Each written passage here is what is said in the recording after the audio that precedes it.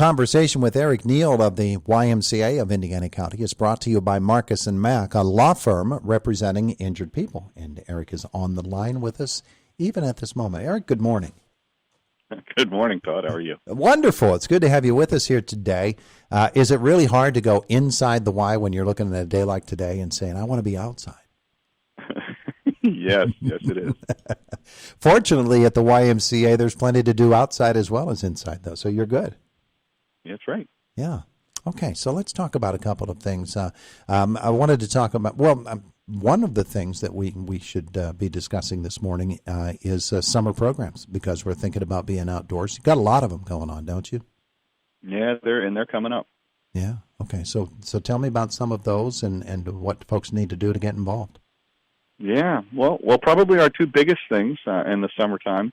Obviously, Mack Park pool. We talked a little bit about that last time, but we're hoping for a nice summer again this year, like we did last year, minus the pandemic, of course. Yeah. We're looking for good weather to be at Mack and be outside and enjoy the sun. Mm-hmm. The governor still hasn't removed his "you don't need to wear a mask" requirement yet. We're hoping that might change, but that hasn't been his guidance so far. Obviously, you don't have to wear one when you're in the water. Yeah. But we're optimistic. But again, we'll just follow that, and whatever he says, we'll do. Now the season but the other big one we have is summer camp, obviously. Yeah. Okay. And we'll be doing that. Most of the kids will be at Mack Park, like they've been the last couple of years. So social distancing and everything will be very easy to do there. We got plenty of space. Mm-hmm. Tell me some of the things that happen at summer camp. Yeah, well, we run what they call a traditional camp. Each week we have a different theme.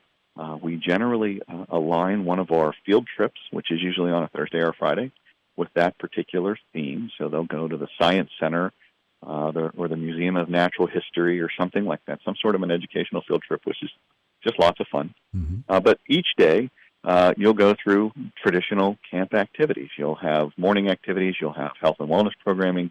We do some nutrition instruction. We do a reading comprehension development component as well. We do lots of outdoor big group games, small group games, arts and crafts, STEAM activities, and of course, since it's at Mack Park, we go to the pool during the course of the day. Yeah. So it's really, really full, and we've partnered this year with the school district. They're running a free reading and math component. So any of our kids that want to go there, they're going to actually pick them up from our camp, take them over, and then bring them back after. Likewise, any of their kids that want to go to their camp, they could register for our camp, and they'll drop them off at our camp after, so that you get a full day's worth of care. I was reading about that last week. That's really a great sign of the cooperation that YMCA and various organizations will do, and that's terrific. So tell me, who is eligible for summer camp? Who is allowed to go? Anybody? Okay, then. I thought it would be rather broad. At least 3 years old? Yeah, you could come. Todd, you can't come. Oh. You and I, we've aged out of the program. But we have a preschool camp that we run here at the Y. Mm-hmm. We also have a kindergarten readiness camp that we run here at the Y for kids that are going into kindergarten. So the two youngest groups take place here at the Y. That kindergarten readiness program is all about helping kids get ready for what they're going to experience in kindergarten. And then the rest of the older kids, first grade and up, they're over at Mack Park. The oldest kids are either leaders in training or counselors in training. So they're developing some leadership skills. And if they think they might want to be a camp counselor someday, this kind of teaches them maybe how to do that. Well, that's cool. So people will need to have information on how they can sign up and what the program is all about, what the kids will be doing. I'm assuming you do that on your Facebook page or website? Yes, it's in both places, and I believe that the school district even included us in one of their recent emails with a link directly to the page that has the camp info as well. Mm-hmm. We're on the line with Eric Neal this morning up from the YMCA of Indiana County. We were talking a second or so ago about Mack Park Pool. When does the season officially begin? We always start the Friday right before Memorial Day, and we kick Friday night off with a teen only, so it's just kids that Friday night, and it's usually a night swim, so it'll be 7, 8 o'clock at night we'll start. We'll do a night swim with the kids, and then we officially open for everybody the next day, that Saturday. Mm-hmm. So we're hoping for a nice, warm Memorial Day weekend. Yeah, that's the thing. You're so tied to the weather at Mack Park Pool. But Yeah. that being the case, what's the pool schedule? You're open 7 days a week except for? Yeah. Except for we'll nothing. We'll start that day, and we go until Labor Day. Yeah, every day. Every day. Every day. Tell me about pool passes and season passes. Yeah. We just wrapped up our preseason push for Mack Park, and periodically we'll run other specials between now and when the season begins. Mm-hmm. But if you're a Y member, if you're not a Y member, you could become a Y member. But if you are a Y member, you also get Mack Park Pool. You don't have to pay extra for that. It's included. Wow. So if you have a family membership to the YMCA, you have a family membership to Mack Park Pool. So, it's a good time to get your Y membership as the governor is opening up his restrictions a little bit. We now have 75% occupancy for our programs and classes indoors, so that's a good thing. I've been watching Texas because that governor abolished all of those restrictions back at the beginning of March. Yeah. And it looks like it's going well. I'm hoping that other governors will learn from him. Yeah, it's really interesting because in Texas they opened it up, and still they've got the folks coming across the border who are being released into the community, and they've tested positive, but they're doing nothing. But still Texas is doing well. So's Florida. They're doing well in the way that they are handling things as well. And that's an encouraging sign for folks that people are still acting responsibly, and that's good news. I wanted to ask you about this as well, Eric. Miracle League is something that has really been a great, great joy for folks.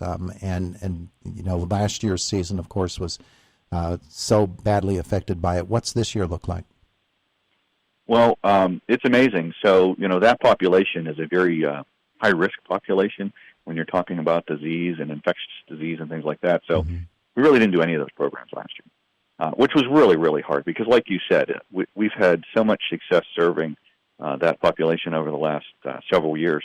And last year was going to be our 5th year anniversary. So it was going to be a big deal anyways. Yeah. So it really hurt us to cancel that. But this year we have been taking preseason registrations for our upcoming spring season, which begins in May, for both the youth and adult league. And we already have almost 80 registrations between the youth and adults. Wow. So we're really looking forward to doing it this year.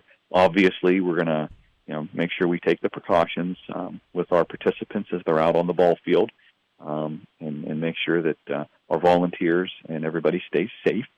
But we're really excited to be able to bring that group back here to the Y this year because they really, really missed it last year. Yeah. Now, in the past, it's always been a Wednesday, Saturday thing, I believe. Is that correct? And is that still the way it is? You are correct. Yeah, that's the plan again this year. The adults participate on Wednesday evenings, and they start at 5:30, and they'll run 2 or 3 games. It just depends on how many registrations we have, but it's usually 2 games. There's usually a 5:30 game and a 6:30 game. And then on Saturday mornings, we start at 10 o'clock with the kids, and that's ages 5 to 18. And then they'll run games depending on how many youth that they have enrolled starting at 10. Yeah. Now, one of the things about Miracle League is it's a great opportunity for folks who want to volunteer, and there are so many different things that need to be done in ways in which people can help. So I'm sure that you're looking for folks to fill those roles. Yeah, we end up needing more volunteers than we do participants, like you said, just because of all of the roles. And if you've ever, and I'm sure you have been out here to see the games and watch how our volunteers interact, I think they have as much and get as much out of it as the participants do. They have as much fun, and it's really a rewarding experience for both participant and volunteer. Yeah. So for folks who want to volunteer, I'm sure there are organized efforts within groups and organizations, civic clubs and things of that nature. But for folks that just want to say, hey, I'm not a part of any group or anything, but I'd like to volunteer, what do they need to do?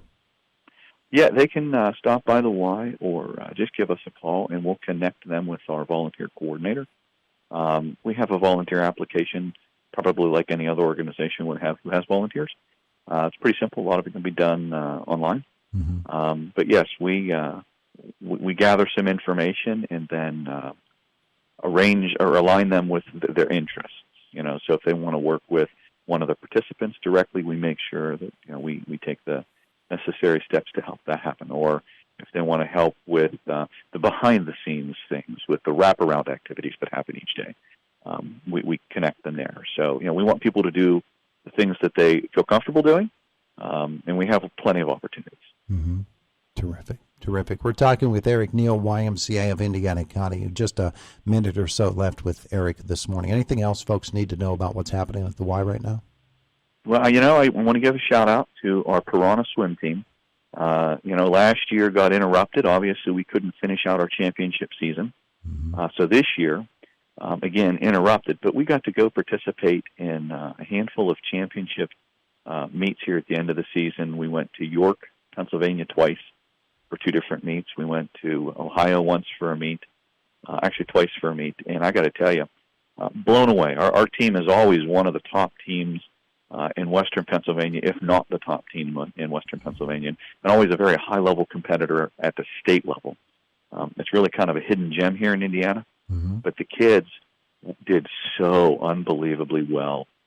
They had a meet just called Festival this last weekend, and we had kids that broke records that were 20 years old.